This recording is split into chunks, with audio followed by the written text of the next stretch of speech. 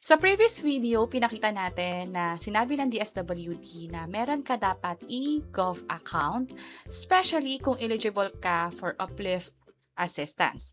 Para saan ba yung e-Gov account? Iyon ay yung pag-enroll ng GCash account mo or Land Bank account para nga naman by August or December ay hindi ka napipila, online lang matatransfer na sa'yo yung cash assistance. At linawin din natin na sa uplift cash assistance para sa Group 2 ito, hindi nag-a-apply. Katulad na nakalagay dito, paano mag-apply, saan galing yung listahan, hindi ina-applyan ang Group 2. Instead, mula doon sa listahan ng 2024 Community-Based Monitoring System, na-identify na kung sino ba yung pasok sa Group 2 na siya makakakuha ng 2,000 pesos mula July hanggang December. Sa iilan, sa July, manual yung pag-claim ng pera, pero ang goal ay dapat August to December, matransfer ito online. So, kung meron ka ng e-Gov account, meron ka na ring MPIN, yan ang pinakagagamitin natin para ma-double check sa uplift kung eligible tayo at makapag-register ng digital payout.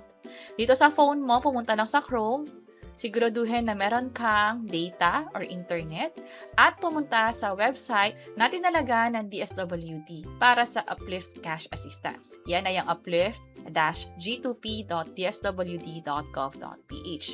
Tamang website ang puntahan para maiwasan yung mga scam na links kung saan pwedeng makuha yung info mo. Mula dito, makikita nyo yung privacy notice, i-tap nyo lang yung continue, at pwede nang mag-sign in gamit yung eGovPH. That's why sinabi natin, dapat meron ka ng eGov account bago ka pumunta sa payout o pag-claim ng pera o pag-double check kung eligible ka ba dito.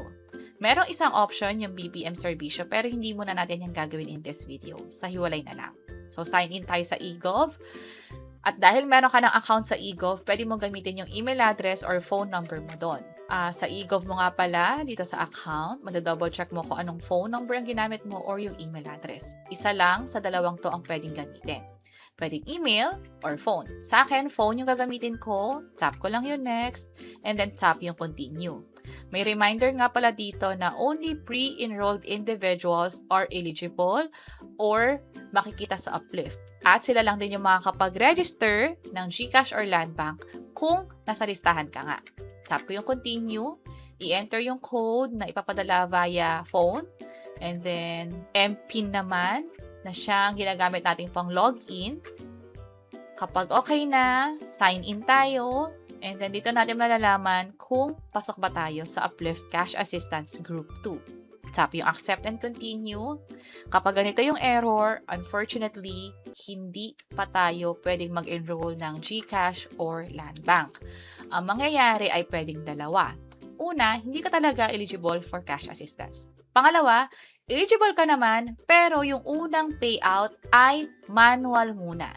Kapag nakuha mo na yung manual payout, doon din sa site, may mga mag-a-assist na i-verify yung info mo na siyang pwede nang ma-register or malagay nila sa database ng Uplift Group 2. Katulad nito, may mga pumila muna doon sa pag-claim ng cash assistance and then eventually, doon na rin sila na-assist para ma-register yung mga digital payout doon nga sa Uplift.